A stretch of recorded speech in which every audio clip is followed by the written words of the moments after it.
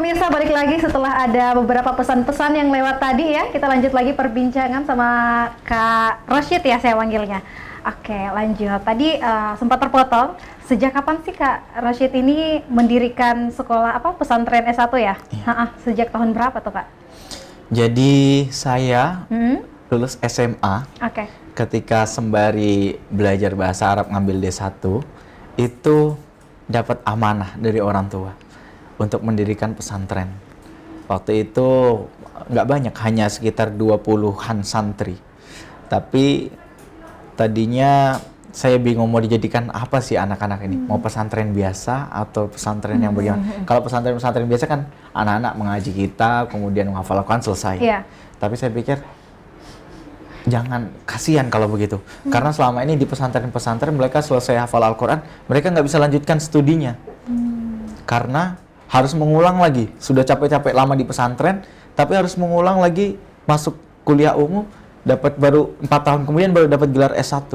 Maka saya pikir, oh gimana kalau anak-anak sambil menghafal di pesantren, tapi juga sambil kuliah. Maka saya kerjasama dengan universitas. Maka anak-anak di pesantren menghafal Al-Quran, kemudian mereka belajar bahasa Arab, bahasa Inggris, kemudian ilmu-ilmu yang lain, tetapi mereka juga mendapatkan ilmu-ilmu perkuliahan. Jadi dosen dari universitas itu datang ke pesantren setiap akhir pekan. Nah, jadi setelah 4 tahun target saya, anak-anak hafal Quran tapi juga lulus S1. Lulus dari pesantren bisa melanjutkan langsung S2. Kan jarang lulus dari pesantren bisa lanjut S2.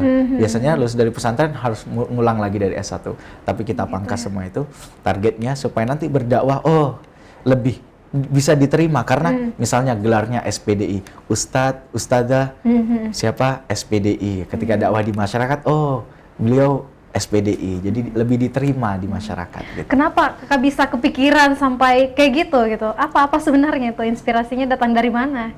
Sebenarnya karena saya lahir dari pesantren ya, orang tua banyak punya pesantren, itu problem banyak di kalangan pesantren. Anak-anak lulus dari pesantren sudah jauh mengambil lama di pesantren, tidak bisa langsung, teman-teman yang lain sudah lanjut S2, dia harus ngulang lagi dari S1, kasihan. Nah, saya pikir, selama bisa dikerjasamakan, dibicarakan, tidak mengganggu pendidikan pesantren, kenapa tidak gitu. Dan Alhamdulillah, insya Allah 2 tahun lagi, saya meluluskan 23 sarjana hafal Quran. Masya Allah, amin. Nah, apakah pesantren itu benar-benar kakak yang urus sendiri semua dari nol sampai sekarang udah banyak gitu, atau gimana tuh Kak? Ya, tentunya ada manajemennya. Saya hanya sebagai direktur aja. Bagaimana mengkondisikan, bagaimana mulai dari penyiapan segala macamnya dari nol. Memang benar-benar dari nol. Bayangkan saya baru lulus SMA, harus mengkoordinir pesantren dari nol. Tidak ada tempat, tidak ada dana, tidak ada semuanya. Tapi subhanallah, memang Allah itu luar biasa. Allah tidak mengingkari janjinya. Allah katakan, intan surullaha yansurkum. Kalau kamu tolong agama Allah, Allah pasti akan tolong kamu. Subhanallah, disitulah saya rasakan ayat ini benar-benar luar biasa. Saya mencoba menolong agama Allah, Allah yang menolong saya. Subhanallah, jangan pernah khawatir. Kalau kita menolong agama Allah, jangan pernah khawatir meskipun orang terdekat kita tidak menolong kita. Karena percaya Allah pasti akan menolong kita. Dan Alhamdulillah, mulai dari biaya segala macam, Allah mudahkan. Bayangkan, satu anak, satu semester itu 1,5 juta.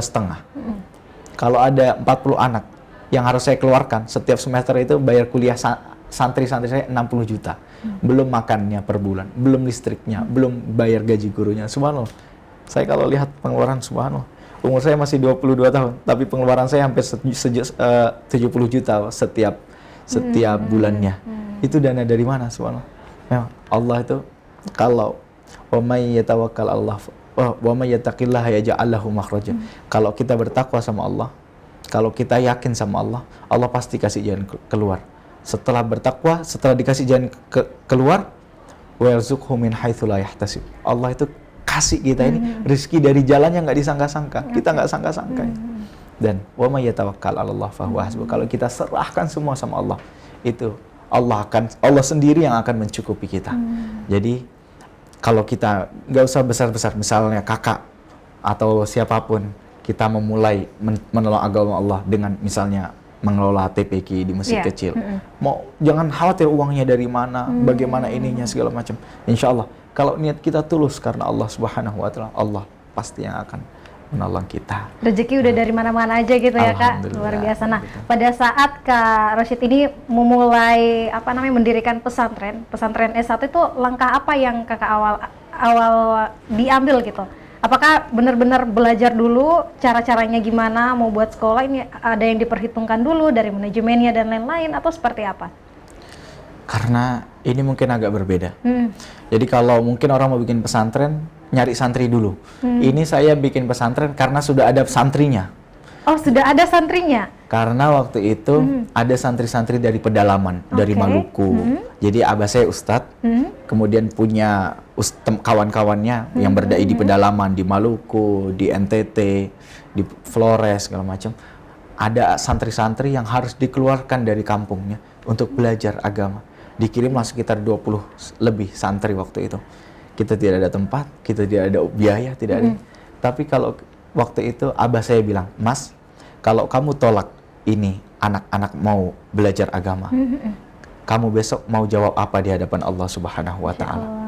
Ada anak mau belajar agama, tapi kamu tolak, akhirnya mereka tidak belajar agama. Maka saya bilang, oke bah, insya Allah, Bismillah, saya akan coba terima amanah ini. Dari situ, alhamdulillah, saya coba sampaikan ke jamaah-jamaah saya, tabungan saya, ini saya. Kemudian, alhamdulillah, jadilah dibantu juga dengan orang tua, jadilah asrama, bisalah beli ranjang, santri-santri bisa datang, mulai bisa belikan mereka seragam, bisa berikan makan, bisa bayarkan kuliahnya, meskipun sempat menunggak berapa semester. Nah, alhamdulillah, tapi itulah, kalau kita menanti punya harta baru berjuang, kita nggak akan pernah berjuang. Kalau kita menanti memiliki ilmu baru berdakwah, kita nggak akan pernah mulai berdakwah. Mungkin saya kalau sudah lulus S1 di Madinah atau di Mekah atau di Yaman, saya masih ingin menuntut ilmu lagi. Kemudian saya lanjut S2. Sudah lulus S2, nikmat sekali menuntut ilmu. Kemudian saya tambah lagi S3. Kalau umur saya panjang, alhamdulillah saya masih bisa berdakwah pulang ke Indonesia. Tapi kalau saya wafat, ilmu saya sayang sekali kalau tidak mulai berdakwah. Maka dari sekarang, insya Allah sambil mulai berdakwah, tanggung jawab untuk mengupgrade kualitas diri, menambah ilmu itu sudah menjadi keniscayaan, sebuah kepastian. Kita karena punya tanggung jawab, kita harus otomatis dong mengupgrade diri kita. Jangan sampai ilmu kita kalah sama santri-santri. Sambil tetap saya belajar dengan para kiai, para ustadz, para syekh, para habaib. Alhamdulillah, sambil berjalan, sambil menuntut ilmu, begitu. Berarti Kak Rashid ini masih sementara berlanjut juga dakwah yang di Amerika kemarin, atau udah selesai? Saya baru pulang 3 pekan yang lalu dari, 3 pekan yang, belum sampai, sekitar 2 pekan yang lalu dari Amerika. Tadinya memang saya sudah diminta untuk tinggal di Amerika oleh Imam Syamsi Ali, tapi karena di Amerika ini butuh banyak anak-anak muda, ustadz-ustadz. Tapi karena saya sedang memulai yang putra sekarang, untuk Abata ini, saya barusan meresmikan kemarin pembukaan Mahasantri yang Putra, maka saya pulang untuk mempersiapkan ini dulu. Insya Allah, kalau dakwah di Indonesia ini persiapan untuk pengiriman dai ke Amerika sudah siap, insya Allah mungkin kembali lagi ke Amerika. Tapi kalau untuk disuruh memilih nih Kak, lebih pilih dakwah, fokus dakwahnya di Amerika atau di Indonesia aja? Kalau strategi dakwah, memang agak perlu salat istikharah dulu, perlu istikharah yang panjang. Karena di Indonesia ini perlu, tapi di Amerika juga jauh lebih perlu. Tapi kalau misalnya saya di Amerika bisa, insya Allah di Indonesia bisa juga. Tapi kayaknya di Amerika lebih nyaman ya, lebih membutuhkan. Gitu. Insya Allah kita doakan semoga di Indonesia nggak ada gitu, pengen lama-lama lagi dulu di Indonesia atau gimana nih? Insya Allah mungkin ke Indonesia kalau lagi ada perlu kita berdakwah, memberi semangat-semangat ke anak-anak muda. Tapi kembali lagi, memang base-nya di Amerika. Tapi kalau perlu membagikan semangat-semangat, apa update-update terbaru dari Amerika, apa sih buat anak-anak Indonesia ini supaya bisa menambah semangat, supaya dakwah ini kita sama-sama pegang semua. Oke, luar biasa.